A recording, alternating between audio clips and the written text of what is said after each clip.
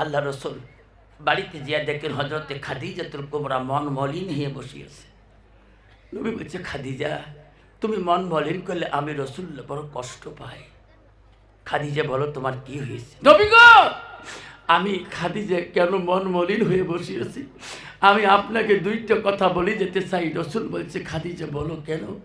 আমি খাদিজা যদি কালকে মারা যায় আমি তো কবরে চলে যাবো গো নবী, তোমাকে আমি অত্যন্ত ভালোবাসছিলাম। ওগো নবী, আমি খাদিজা বড় কবরকে ভয় করি। নবী গো, আমি মারা গেলে আপনি আমার কাপনের ব্যবস্থা করবেন না কেন? ওগো নবী, আমি তোমার কাছে আরজি করলাম, তোমার শরীরের কাপড় যদি আমার কাপড় হয়ে যায় আমার খাদিজার কবরের মধ্যে আর ভয় থাকবে না। নবী গো, আমি তোমার মহব্বতের বিবি গো।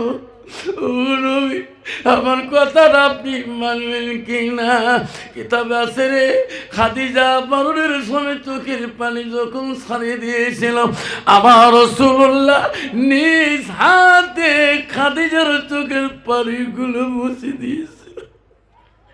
খাদিজা রে, তুই কান্দিস না, তোর চোখের পানি নবী দেখলে সহ্য করতে পারি না। খাদিজা বল, আর কে বলার ইচ্ছা আছে?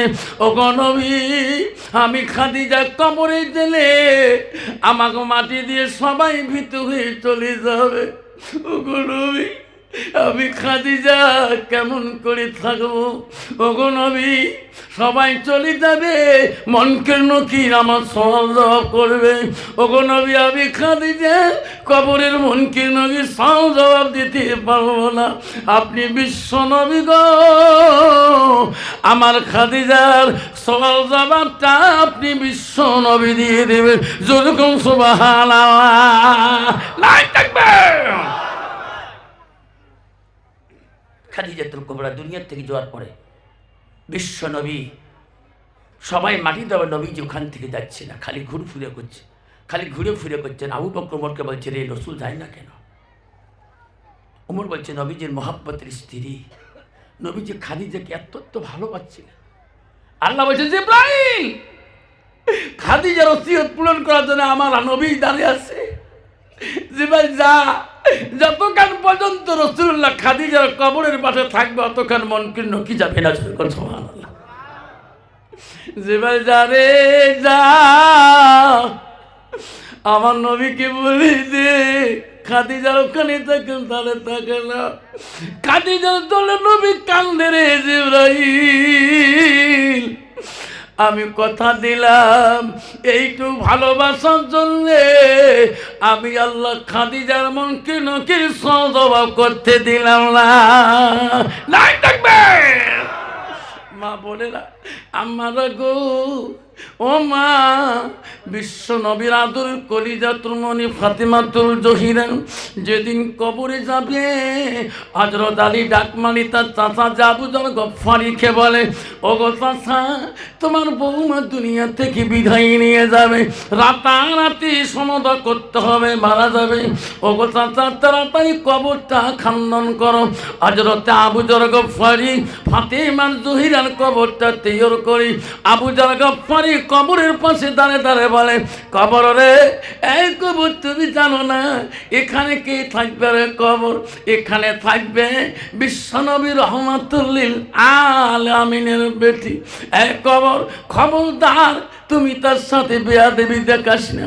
আবার বলছে আবু যর, এই কবর এখানে কি থাকবে? এখানে থাকবে আসাদুল্লাহ গালিব, হযরত আলীর স্ত্রী থাকবে রে। এই কবর, আলীর স্ত্রীর সাথে বেয়াদবি করিস না।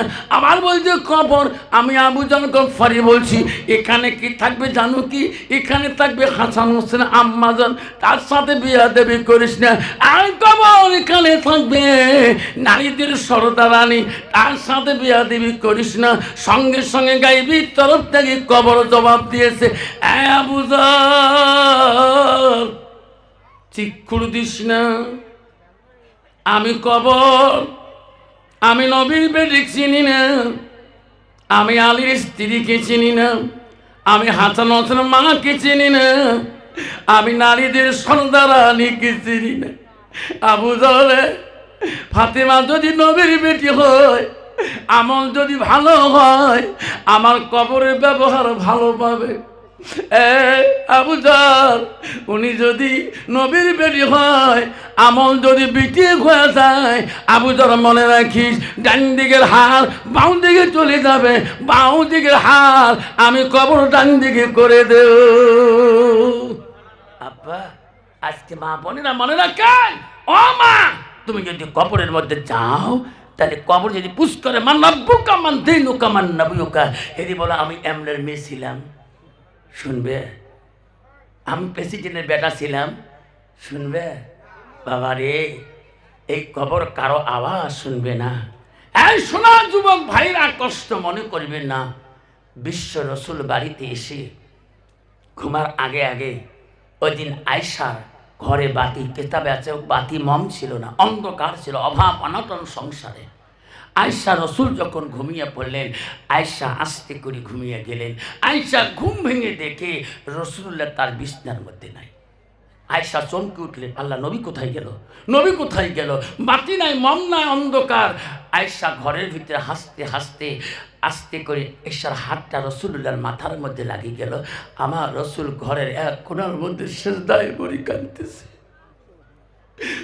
আয়েশা বলছে, নবী আমি না তোমাকে নিয়ে ঘুমাইলাম, আপনি কখন আসি এখানে সেজদায় করে কাঁদছে, আপনি কি ঘুমাবেন না? নবী বলছে, আয়েশা রে, আমি নবী যদি বেশি ঘুমাই, আমার উম্মতরা বেশি ঘুমাইবে। মুসলমান তুমি যদি নবীর উম্মত হও রে মুসলমান, শুনে রাখো বাবা, আল্লাহ রাসূল বলল লাইফ মেনুনা আদুকুম হাত্তা কুনা হাব্বাইলাইহি মিন ওয়ালিদিহি ওয়ালাদিহি ওয়ান নাস আজমাইন। আমার নবী বলে ওই মানুষ ততক্ষণ পর্যন্ত পূর্ণাঙ্গ মুমিন হইতে পারে না, মুসলমান হইতে পারে না, আব্বারে মুমিন হইতে পারে না, এতক্ষণ পর্যন্ত নিজের ছেলে সন্তান পিতামাতা অন্য মানুষের কি নবীর ভালোবাসা উম্মতের ভিতরে থাকবে না। আব্বা আমি মুসলমান হইলে নবীর সুন্নতের ভালোবাসা রাখতে হবে। দাঁড়িয়ে রাখাটা তাইনি সুন্নত, এরকম সুবহানাল্লাহ। তিন তরিকায় লিম্মা জিম্মার ফোড়া, তিন তরিকায় এক তরিকায় চুল রাখাটা দাইনি সুন্নত, যেরকম সুবহানাল্লাহ। 3 নম্বর মাথায় টুপি রাখাটা দাইনি সুন্নত।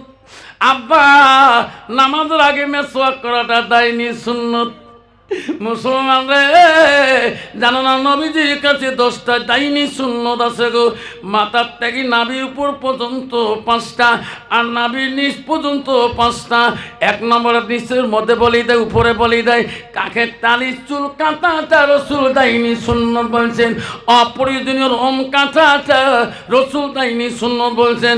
এখনো মুসলমানের ঘরে বহু যুবক আছে রে বাবা, বহু ছেলে আছে, 70-60 বছর মানুষ আছে, কাকের তালি চুল এখনো কাটে না, আছে না? রসুল বলছে 40 দিন তক খতম করনাভি জরুরত হয়। এই 40 দিন পরে পার হয়ে যায়, তার নামাজ কালাম ইবাদত তেলাওয়াত আল্লাহ কবুল করে না।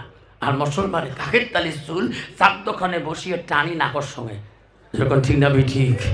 মোসরের কানির ভিতরে ঢুকিয়ে দিয়ে ক্রিস ক্রিস করি কামড়ায়, যেরকম ঠিক না ঠিক?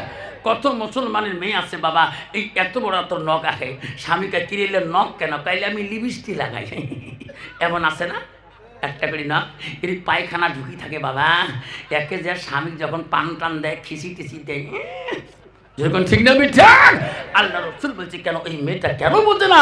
মেয়েটার ভিতরে এলেমের অভাব। রসুল বলল মান সালাকা তারিকান ইলতামিসু ফি ইলমান, যদি তোমরা এলেমের রাস্তায় যেতে চাও, এলেম শিখতে চাও, সেই রাস্তায় তুমি চলো, যে রাস্তায় গেলে তুমি জান্নাত পাবা। সাল্লাল্লাহু লা তারিকান ইলাল জান্নাত, সেটা হলো জান্নাতি রাস্তা, যেরকম সুবহানাল্লাহ। আব্বা তুমি কলেজ পড়তে পারো, তুমি ইউনিভার্সিটি পড়তে পারো, তুমি হাই স্কুল পড়তে পারো, তুমি LLB পড়তে পারো, তুমি MA পড়তে পারো, তুমি BT পড়তে পারো, কোনো বাধা নাই, কোনো ক্ষতি নাই, তোর ভিতরে ইসলাম থাকতে হবে, এরকম সুবহানাল্লাহ। আমি আফসার মাওলানা কলেজ পড়ছিলাম, হাই সেকেন্ডারি পড়ছিলাম, হাই স্কুল পড়ছিলাম, আব্বা হিন্দি দিয়ে MA পাস করছিলাম প্রথমার থেকে পরিচয় বিশরৎ প্রবীণ পর্যন্ত। কিন্তু আমিও তো একটা কলেজের ছাত্র ছিলাম তোমার মতন, কিন্তু আমার তো মুসলমান নষ্ট হবে না। আল্লাহর কোরআন বলছে ইন্নাল মুসলিমিনা ওয়াল মুসলিমাত ওয়াল মুমিনিনা ওয়াল মুমিনাত, যেরকম সুবহানাল্লাহ। কিন্তু বাবারা শোনার জানা কষ্ট মনে করবেন না। বর্তমান একদল দেখবেন বাবা, বেশিরভাগ স্টেশনে লেখা আছে শৌচাঘর। শালুক বাড়িতে যাবে, আমার বীজের লেখা আছে শৌচাঘর, মানে পেশাব পায়খানা।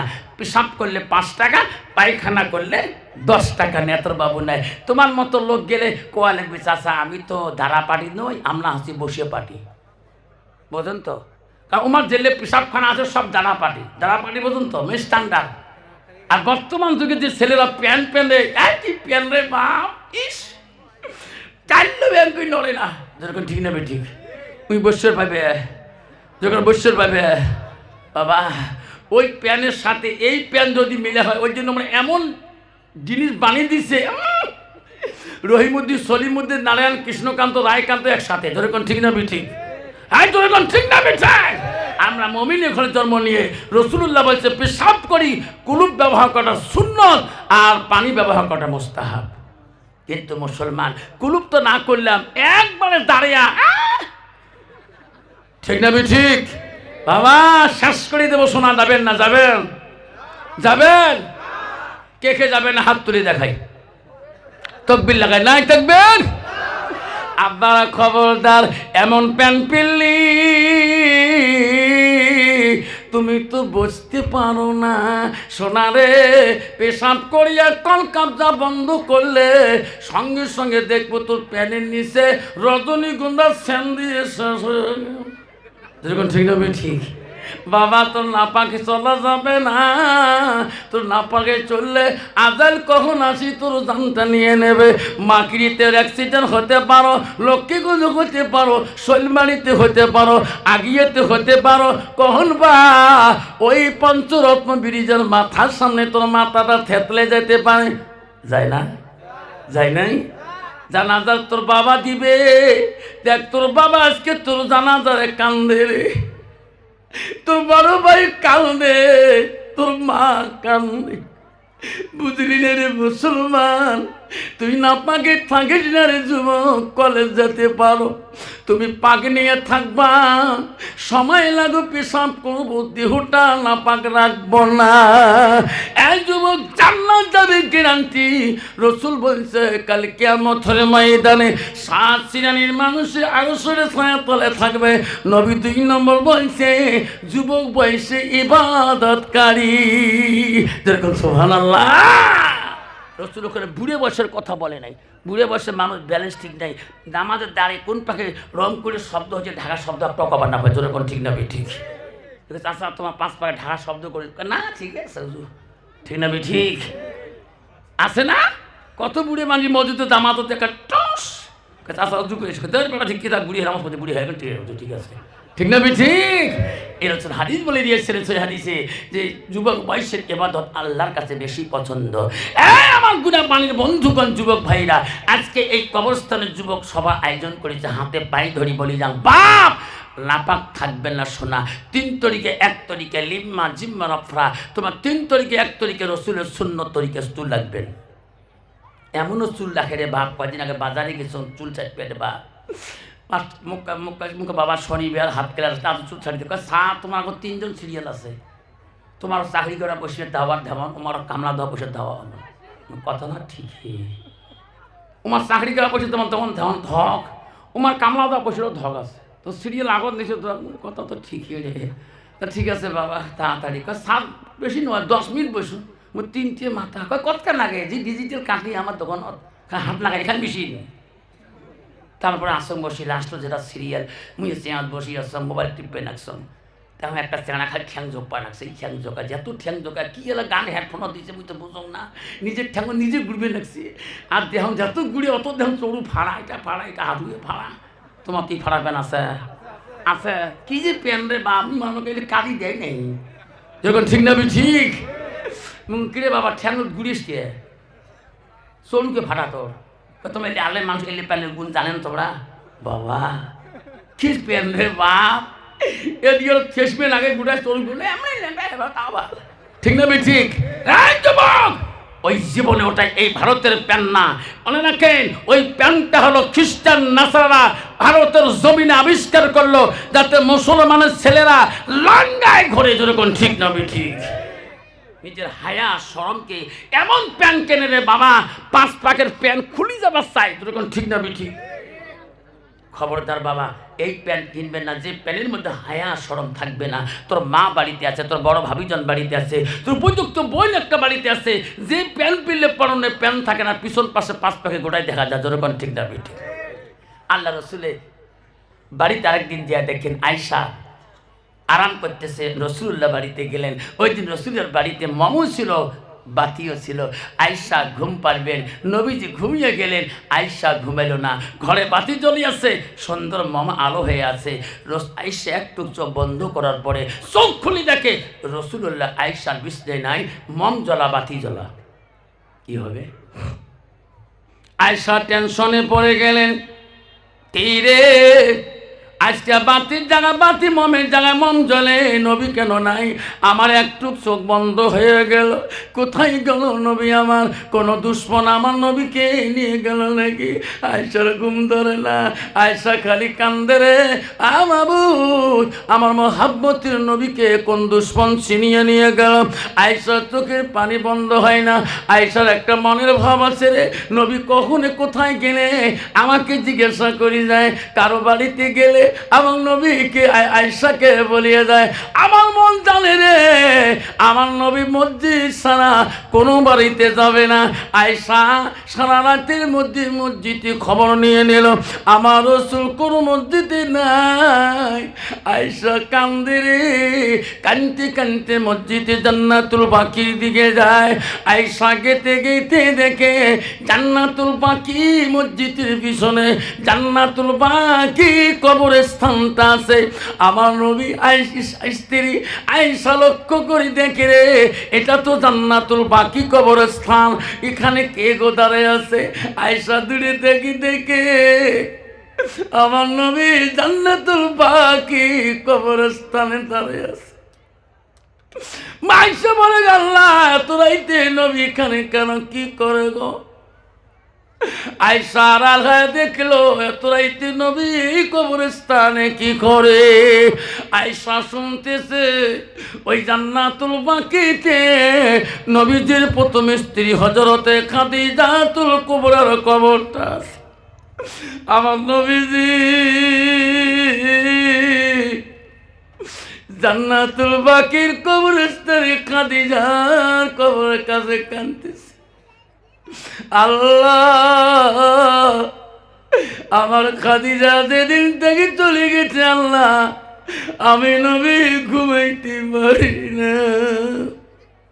আল্লাহ আমার খাদিজাকে আল্লাহ আমি এত ভালোবাসছিলাম, কিয়ামতের ময়দানে আল্লাহ আমার খাদিজার সঙ্গে তুমি সাক্ষাৎ করে দিও। যেরকম সুবহানাল্লাহ। হযরতে আয়েশা সব কিছু জানি পেলেন। হাইরি বিশ্ব নবী এখনো খাদিজার নাম নিয়ে দোয়া করে গো, আমি আবু বকরের মেয়ে, আমি মহব্বতের বিবি, আমার নামটা এখনো নবী অন্তরে খেয়াল করে না, আমার নামটা দোয়া তো নিল না। আয়েশা জবাব না দিয়ে আড়ালে আড়ালে আস্তে আস্তে আয়েশা বাড়ি মুখে গেলেন। নবীজি বাড়িতে নামাজ পড়ে চলে আসলেন, আয়েশা সামনে বসলেন। ওগো নবী আমি একটা কথা তোমার কাছে বলতে চাই। নবী গো, আমার আব্বা আবু বকর 9 বছর বয়সে তোমার সাথে বিবাহ দিয়েছে। ওগো নবী কোনদিন আয়েশা আমি তোমার কিসমতে ত্রুটি করি নাই। ওগো নবী আমি আয়েশা আবু বকরের কলিজা টুকরা। ওগো নবী আমার আব্বা অত্যন্ত তোমাকে ভালোবাসছিল। ওগো নবী আমি আয়েশা তো ভালোবাসি। ও নবী গো, হযরতে খাদিজা একজন বুড়ি স্ত্রী, তার নামে এত দোয়া করেন। খাদিজার বয়স যখন 40 বছর ছিল, তোমার বয়স যখন 25 বছর ছিল। নবী গো একজন বুড়ি স্ত্রীকে বিয়ে করি, ওই স্ত্রীর নামে এখনো দোয়া করি, কান্দেন। আমি একজন কুমারী স্ত্রী। ওগো নবী আমার নামটা নিয়ে একবারও কানলেন না। নবী জবাব দেয় না, নবী কথা বলে না, নবী কান্দে রে, খালি কান্দে। আয়েশা বলে, গো নবী কান্দেন কেন? আপনি তো খারাপ কথা বলি নাই। সঙ্গে সঙ্গে আয়েশা আম্মা নবীর কাছে ক্ষমা প্রাপ্তি হয়ে গেলে, নবী আমার ভুল হয়েছে। নবী বলছে, আয়েশা মনে রাখো, ও আয়েশা আমার খাদিজাকে তুই কেন বুড়ি বললি? আয়েশা রে, আমার খাদিজার বয়স 40 হতে পারে, আমার বয়স তখন 25 থাকতে পারে। আয়েশা আমার খাদিজার কেন তুই আমার সামনে বুড়ি বলি? আয়েশা রে, আমার খাদিজার জীবনের একটা রাতের কষ্ট তুমি আয়েশা সারা জীবন যদি করো, এক রাতের সমতুল্য হবে না। আয়েশা আমার খাদিজার জীবনে একটা দিনের দুঃখ তুমি সারাদিন যদি করো, আমার খাদিজার একদিনের দুঃখর সমতুল্য হবে না। আব্বা গো শোনাতাম না, আমার রাসূল বলল, ইজা মাতাল ইনসানু ইয়ালকাতানহু আমালাহু। নবী বললেন, মানুষ মৃত্যুর পরে, মানুষ কবরে যাওয়ার পরে সব আমল বন্ধ হয়ে যাবে। আমার নবী বলল, ইল্লা বিসালাসাতিন, 3টা আমল কবরবাসীর জন্য বন্ধ হয় না। রাসূল বলল, সাদাকাতুল জারিয়া। আব্বারে ও গুনাই পানির বন্ধুরে, আজকে ওয়াদা দিয়ে যাবেন, ও বাবারে, কার কার বাবা নাই মা নাই গো, মারা গেছে, কার কার মা বাবা নাই একটা হাতটা দেখাবেন, কার কার দাদা দাদি নাই একটু হাতটা দেখাবে। যুবরে আমার নবী বলেন, বিসালাসাতিন, কবরবাসী 3টা আমল বন্ধ হবে না। আমার নবী 1 নম্বর বলল, সাদাকাতুল জারিয়া। রে যুবক, আজকে তোর মা নাই, আব্বা নাই, তোর মা বাবার আমল বন্ধ হয়ে যেতে। রাসূল বলল, ওই সন্তানের মা বাবা আমল বন্ধ হয় নাই, যারা দুনিয়াতে মা বাবার নামে দান খয়রা সাদকা করে যায়। আসেন গো ও গুনাই বন্ধু, একটা মা হারা সন্তান, বাবা হারা সন্তান। আসেন গো, 5টা বাবার নাম শুনে দোয়া করতে চাই, 5,000 কোটি টাকা। এই গুনাই পানির জমিনের কবরস্থানের জন্য তোমার নামে সাদাকাতুল জারিয়া, সাদকা জারি জমির সোনা। আমি 5,000 টাকা আমি একটা বাবা নাম শুনি দোয়া করতে চাই।